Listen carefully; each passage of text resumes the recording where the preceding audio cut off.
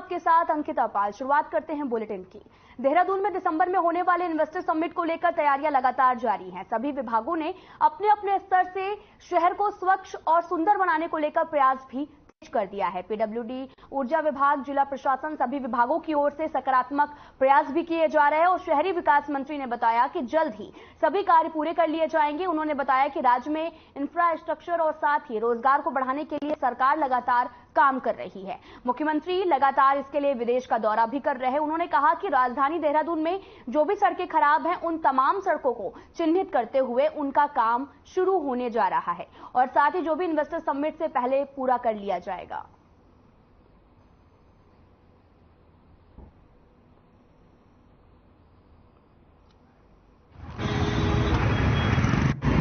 हमारे राज्य के राजस्व को कैसे बढ़ाएं, रोजगार हम कैसे जनता को, हमारे बेरोजगारों को, आम आदमी जो उसके लिए पूरी तरह से मानक के दायरे में आ रहा है, उसके लिए सरकार पूरी तरह से गंभीर है। माननीय मुख्यमंत्री लगातार इसके लिए प्रयास कर रहे हैं और उसी श्रृंखला में हमने इन्वेस्टर समिट करने का निर्णय लिया। माननीय मुख्यमंत्री लंदन गए, आजकल अबू धाबी में आप जानते ही हैं, और ये सारा विषय लगातार चल रहा है।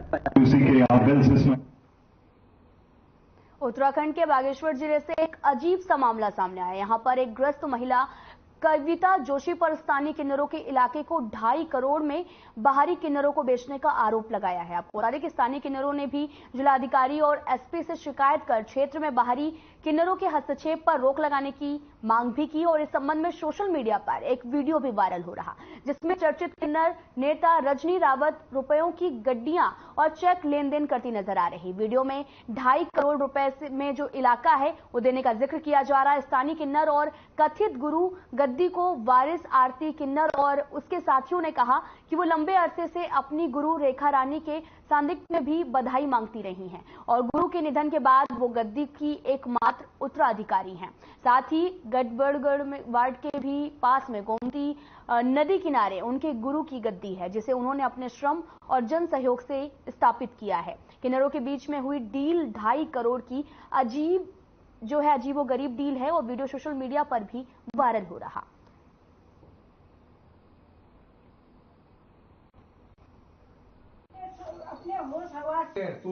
देखिए, हम लोग कोशिश कर रहे हैं कि अपने राजस्व को बढ़ाएं। जिस जगह से भी हमें लगता है कि वो जीएसटी के दायरे में आता है, हम उसको बिल्कुल कवर करेंगे।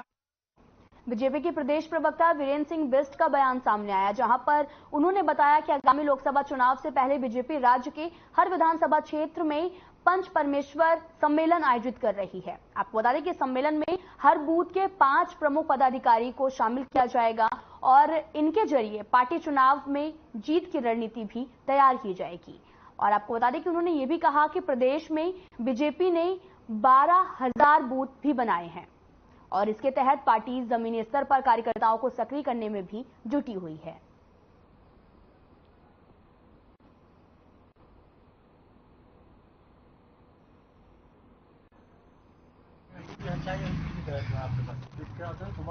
भारतीय जनता पार्टी निरंतर संपर्क और प्रवास का कार्यक्रम करती रहती है। हमारे यहाँ निरंतर पार्टी संगठन के काम होते हैं और पार्टी कार्यकर्ता हमारे यहाँ सबसे मजबूत कार्यकर्ता है। अभी आने वाले दिनों में भारतीय जनता पार्टी के बूथ स्तर के जो हमारे पंच परमेश्वर सम्मेलन होने वाले हैं, इसमें हमारा जो बूथ का अध्यक्ष है, हमारी महिला मोर्चा की अध्यक्षा है, युवा मोर्चा की अध्यक्षा है, हमारा बूथ का सचिव है और बीएलए 2 इनको मिलाकर पंच। पूर्व सीएम हरीश रावत पर पलटवार करते हुए बीजेपी ने निशाना साधा है। आपको बता दें कि बीजेपी प्रवक्ता ने कहा कि कांग्रेस जाति के आधार पर राजनीति करती आई है। उन्होंने ये भी कहा कि कांग्रेस ने आजादी से आज तक लोगों को जाति के नाम पर बांटने का काम किया है। उन्होंने आगे कहा कि कांग्रेस आगामी चुनाव में भी इस मुद्दे पर राजनीति करना चाहती है। उन्होंने ये भी बताया कि उत्तराखंड के लोग उनके मंसूबों को कामयाब नहीं होने देंगे, क्योंकि यहाँ के लोगों के लिए राष्ट्र है वो ही सर्वोपरि है।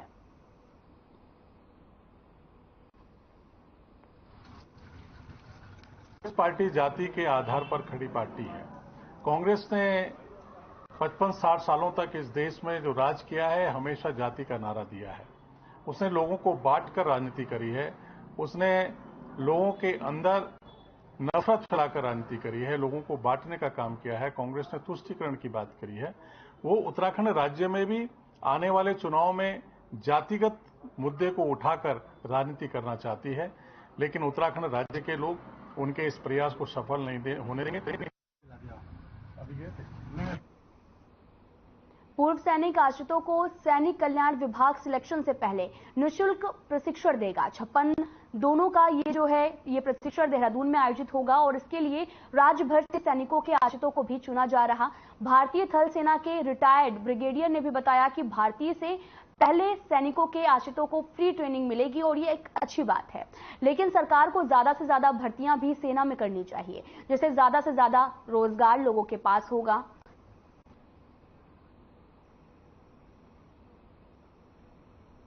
आपको बता दें कि सैनिकों के आश्रितों को फ्री में ट्रेनिंग दी जाएगी और साथ ही इन्हें सैनिकों के आश्रितों को मिलेगी फ्री में ट्रेनिंग। ये देहरादून से है। आपको बता दें कि सैनिकों के आश्रितों को ट्रेनिंग मिलेगी और यहां पर उन्हें सिखाया जाएगा और इसके बाद ही वो जो ट्रेनिंग है वो पूरी कर पाएंगे और ब्रिगेडियर ने ये जानकारी दी है।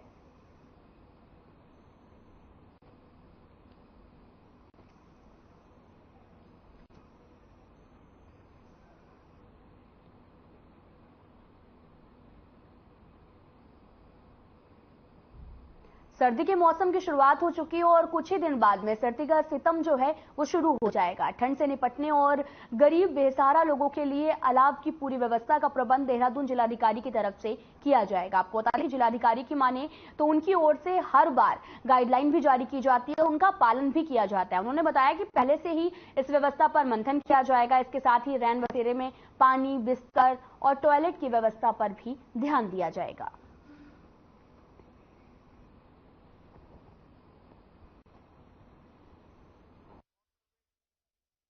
जैसे शीतकालीन जब ठंड का विंटर सीजन चालू होता है तो हमारे यहाँ से गाइडलाइंस भी जारी होती हैं। अलाव जलाना हो, रैन बसेरा हो या कोई भी व्यवस्था करनी हो, उसके लिए हमारे एक सेट गाइडलाइन है जो कि हम जारी करते हैं और फिर उसकी मॉनिटरिंग करते हैं। आनंद में किया जाता है, फिर सवाल जवाब होते हैं, तो पहले से अगर आप व्यवस्था करके नहीं, इस बार हम लोग अभी प्री मीटिंग कर लेंगे और मेनली रैन बसेरे में बिस्तरों की व्यवस्था और जो वहाँ की पानी और टॉयलेट्स की व्यवस्था होती है वही मेन हमें देखना होगा।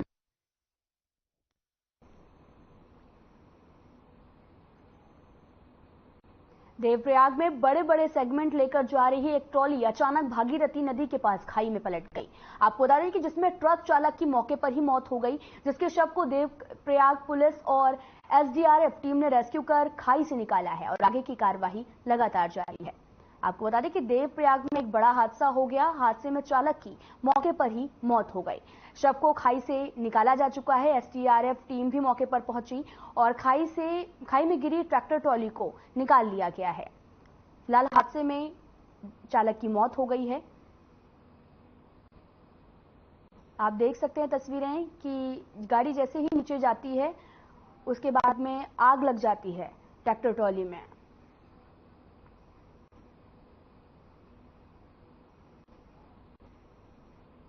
सुप्रीम कोर्ट द्वारा समलैंगिक विवाह को अमान्य करार देने के बाद से एक बार फिर से बहस छिड़ गई है। कई लोगों ने इस निर्णय का स्वागत भी किया।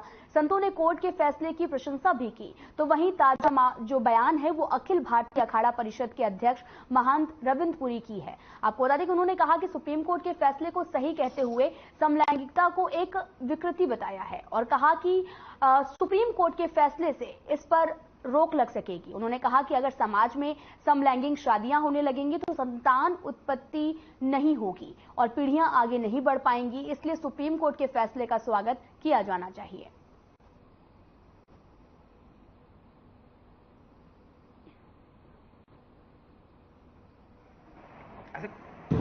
देखिए, मैं ये कहना चाहता हूँ, जो सेम सेक्स मैरिज हमने पहले भी इस पे विरोध किया था।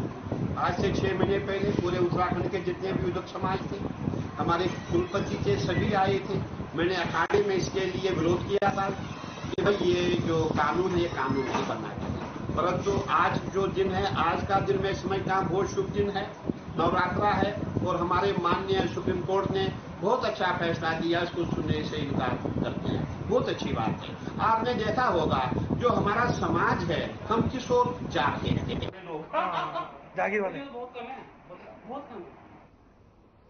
आपको बता दें कि महंत रविंद्रपुरी ने अपनी प्रतिक्रिया दी है और कोर्ट के फैसले को सही बताया है।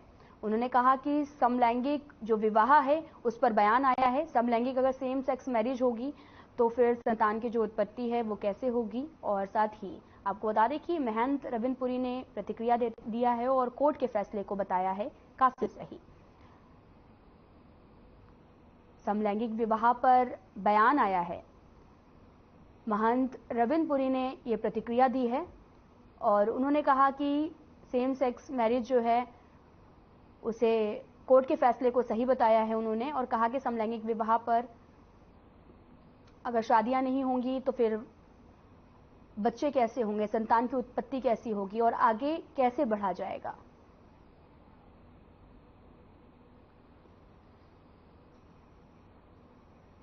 आपको बता दें कि समलैंगिक विवाह पर बयान आया है। महंत रविंद्रपुरी ने यह बयान दिया है और उन्होंने कहा कि समलैंगिक विवाह के जो फैसला है कोर्ट का उसको सही बताया उन्होंने।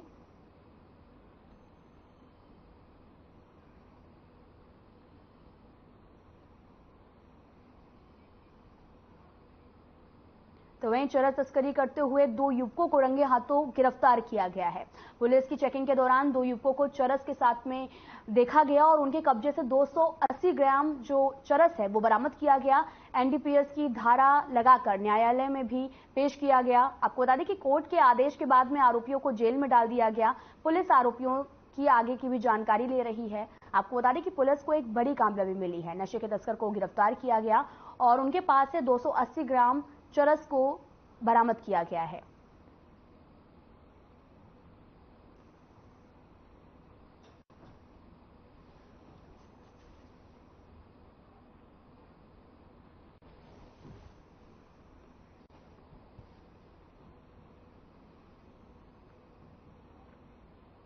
भालू के हमले में घायल महिला को देवप्रयाग विधायक विनोद कंडारी ने एयरलिफ्ट के जरिए एम्स पहुंचाया। आपको बता दें कि हिंडोलाखा क्षेत्र में बिडूला गांव की 56 साल की महिला पर भालू ने हमला कर दिया। हमले में महिला को सिर से लेकर गर्दन के पास तक नोच लिया गया था। आपको बता दें कि महिला को बेस अस्पताल लाया गया, जहां पर प्राथमिक उपचार देकर महिला को एम्स ऋषिकेश रेफर किया गया। देवप्रयाग विधायक विनोद ने बताया कि घायल महिला को हेली सेवा से जरिए जो है उसे अस्पताल में भर्ती करवाया गया। एयरलिफ्ट कराकर ही एम्स पहुंचाया गया है। आपको बता दें कि भालू ने महिला को काफी जगह नोचा है, जिसके बाद में वो चोटिल हो गई, जिसके बाद विनोद कंडारी ने उन्हें एम्स अस्पताल पहुंचाया, वो भी एयरलिफ्ट के जरिए।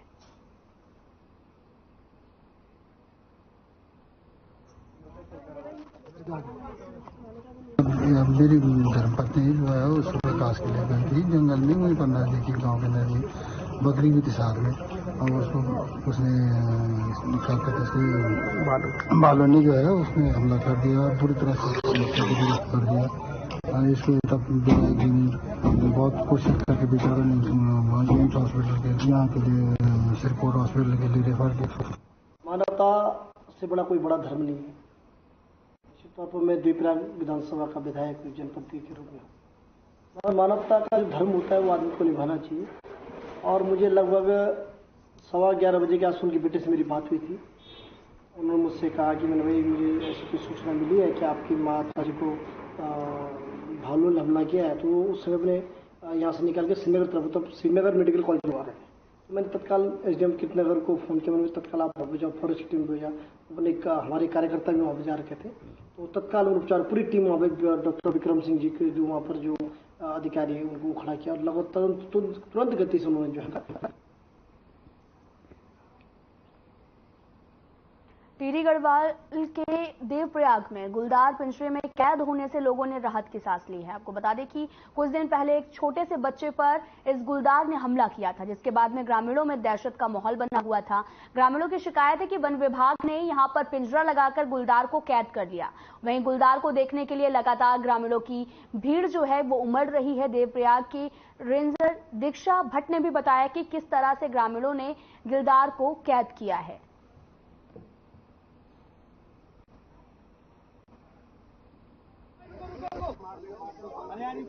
एक सरकार द्वारा 4 अक्टूबर शाम लगभग 5:45 बजे के आसपास एक घटना हुई थी जहां पे एक बच्चे पर अटैक किया गया था। अगले ही दिन 5 तारीख से हमें जो है पिंजरा लगाने की परमिशन जैसे ही मिली, हमने 5 तारीख को ही अपने यहाँ पे पिंजरा लगा दिया था और मौके की स्थिति को और गंभीरता को समझते हुए हमने दो पिंजरे लगाए थे। हमारी टीम 5 तारीख से लगातार 24 घंटे यहाँ पे गश्त कर रही थी। हमने अपना पूरा होमवर्क कि लेपर्ड का आइडेंटिफिकेशन हो, कौन लेपर्ड है, एक लेपर्ड है, 2 है, मेल है, फीमेल है, जितना भी होमवर्क जो होना था वो सारा हमारी टीम यहाँ पे लगातार रह के कर रही थी।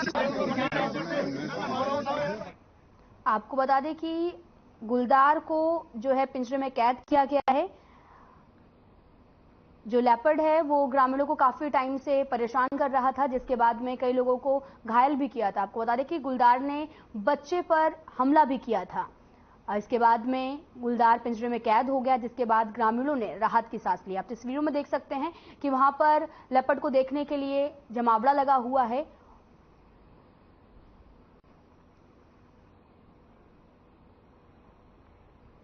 विकासनगर सिनेमा गली के दुकानदारों ने नगर पालिका और जल संस्थान कार्यालय पर पहुंचकर विरोध प्रदर्शन किया।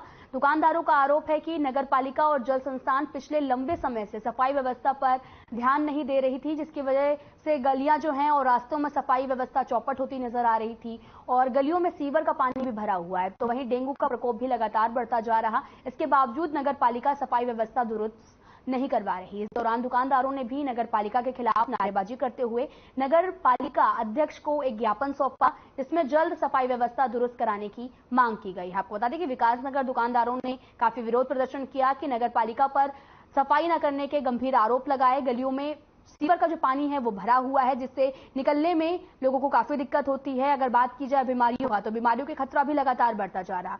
वैसे भी डेंगू का प्रकोप लगातार बढ़ता जा रहा है। तो वहीं दूसरी तरफ नगर पालिका पर यह आरोप लगाया गया कि सफाई व्यवस्था नहीं की जा रही है, जिससे बीमारियों का फैलने का खतरा भी बढ़ता जा रहा है।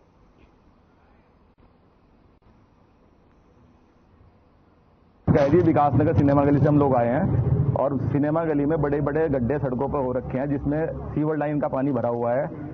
आगे जाके स्कूल है, बच्चे जाते हैं, उनके कपड़े खराब हो जाते हैं, छिंटे, हम लोगों का बैठना दुर्भर हो रहा है। वहाँ पानी जा रहा है, घरों में गंदगी जा रही है और नगर पालिका को बार बार कहने पर भी नगर पालिका या जल संस्थान कोई कार्रवाई नहीं कर रहा है। उसके अलावा एक सीवर लाइन वहाँ पे है, उसको प्राइवेट लाइन बताते हैं, जबकि उसमें कम से कम 10-12 लोगों के कनेक्शन है। उसको हमेशा कहते हैं कि प्राइवेट लाइन है, वो अपना आप सही कराएंगे।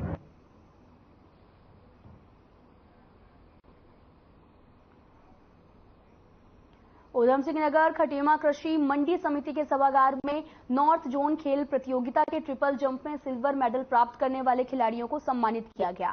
साथ ही उनके उज्जवल भविष्य की कामना करते हुए उनको शुभकामनाएं भी दी गई। आपको बता दें कि इसके अलावा उन्होंने प्रदेश स्तरीय प्रतियोगिता में कई मेडल प्राप्त किए हैं और रुद्रपुर स्टेडियम के स्पोर्ट्स टीचर रघुवर सिंह के मार्गदर्शन में लगातार पिछले कई सालों से तैयारियां की जा रही। नॉर्थ जोन खेल प्रतियोगिता के ट्रिपल जंप में सिल्वर मेडल प्राप्त करने के बाद में खटीमा पहुंचने पर उनका भव्य स्वागत भी किया गया और उज्जवल भविष्य की कामना की गई। आपको बता दें कि नॉर्थ जोन खेल प्रतियोगिता का आयोजन किया गया, जिसमें खिलाड़ियों ने सिल्वर मेडल जीता है, जिनको सम्मानित किया गया और उनके उज्जवल भविष्य की कामना भी की गई है।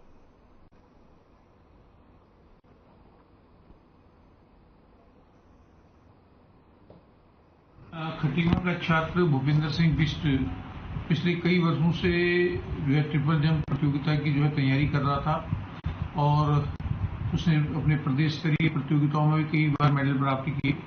इस बार नॉर्थ जोन प्रतियोगिता में उसने जो है ट्रिपल जंप में सिल्वर मेडल प्राप्त किया। आज उसे खटीमा पहुंचने पर खटीमा वासियों द्वारा उसका स्वागत किया गया। भूपेंद्र सिंह बिष्ट कई वर्षों से जो है रुद्रपुर स्पोर्ट्स स्टेडियम में रघुवर सर स्पोर्ट्स के टीचर हैं।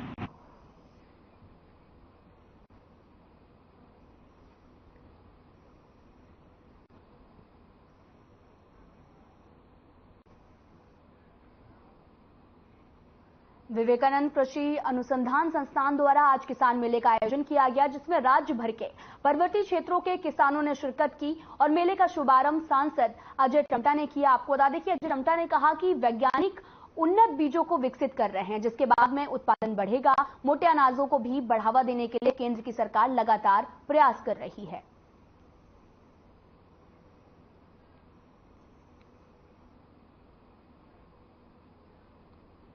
विवेकानंद कृषि अनुसंधान केंद्र के माध्यम से ये 47वां कृषि विज्ञान मेला आज अल्मोड़ा में हो रहा है, जिसमें उन्नत किसान जो पूरे प्रदेश भर के हैं और जो रबी फसलों पे काम कर रहे हैं, ऐसे अल्मोड़ा, बागेश्वर, पिथौरागढ़, चंपावत के साथ साथ नैनीताल और हमारे पर्वतीय क्षेत्र के गढ़वाल के कुछ राज्यों के भी किसान यहाँ आए हैं। ये किसान मेला अपने आप में श्री अन्न अपनाए, पोषण सुरक्षा बढ़ाए, ऐसा ये महत्वपूर्ण कार्यक्रम मिशन मोड में करने का विजन हमारे डायरेक्टर निदेशक महोदय जी ने लिया है।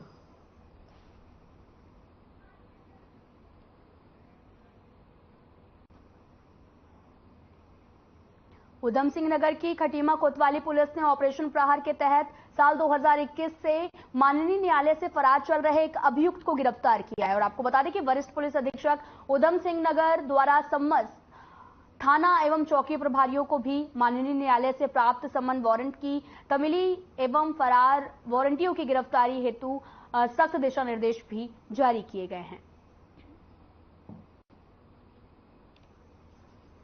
आपको बता दें कि ऑपरेशन प्रहार के तहत गिरफ्तारियां हुई हैं, जिसमें न्यायालय ने पुलिस को ये निर्देश दिए थे, जिसके बाद में गिरफ्तारी की गई। और आपको बता दें कि पुलिस ने एक आरोपी को गिरफ्तार किया है। उधम सिंह नगर की ये बड़ी खबर है। आपको बता दें कि ऑपरेशन प्रहार के तहत में गिरफ्तारी हुई है। ऑपरेशन प्रहार के तहत में जो भी न्यायालय ने पुलिस को निर्देश दिए थे और आदेश दिए थे, उसका पालन किया गया और पुलिस ने एक आरोपी को गिरफ्तार कर लिया है।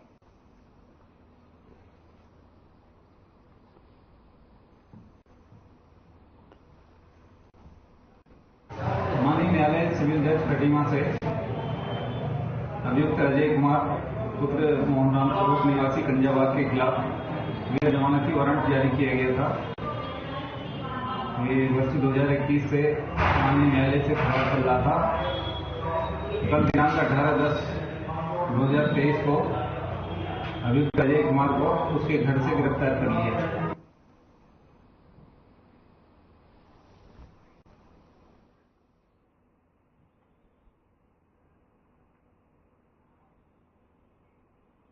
नगर निगम के वार्डों में स्वच्छता समितियों के माध्यम से कार्य कर रहे 998 कर्मचारियों की नियुक्ति पर नगर निगम प्रशासन ने जांच शुरू कर दी है। इन्हें 4.5 साल पहले नगर निगम ने वार्ड पर जो है तैनात किया था और राष्ट्रीय सफाई कर्मचारी आयोग ने इन कर्मचारियों को नगर में वेतन देने और पीएफ कटौती नहीं करने पर और नगर निगम से विस्तृत रिपोर्ट मांगी गई थी। और आपको बता दें कि इस पर नगर निगम ने कर्मचारियों को रिकॉर्ड खंगालना शुरू कर दिया। इसी को लेकर मेयर सुनील उनियाल गामा का कहना है कि स्वच्छता समिति जो है वो पार्षद के अंडर में है और पैसा सीधे उनके बैंक खातों में जाता है। मेयर ने कहा कि ऐसे में मुझे नहीं लगता कि इसमें कोई दिक्कत होगी, लेकिन अगर जांच हो रही है तो सही है। निष्पक्ष जांच होगी तो इसमें दूध का दूध, पानी का पानी हो जाएगा।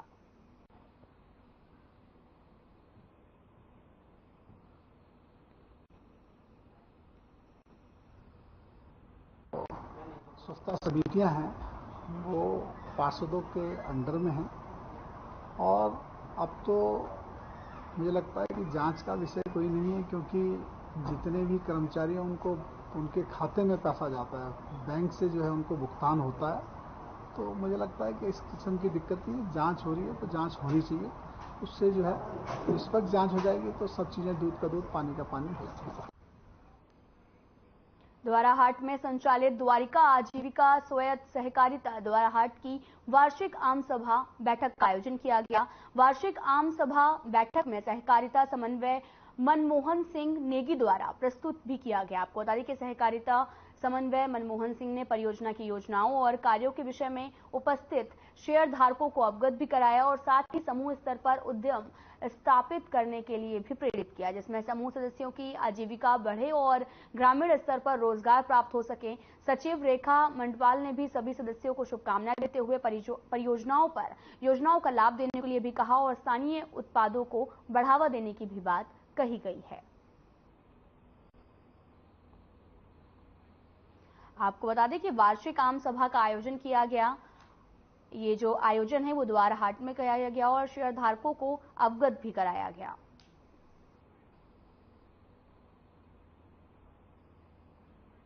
इस बुलेटिन में इतना ही। नमस्कार।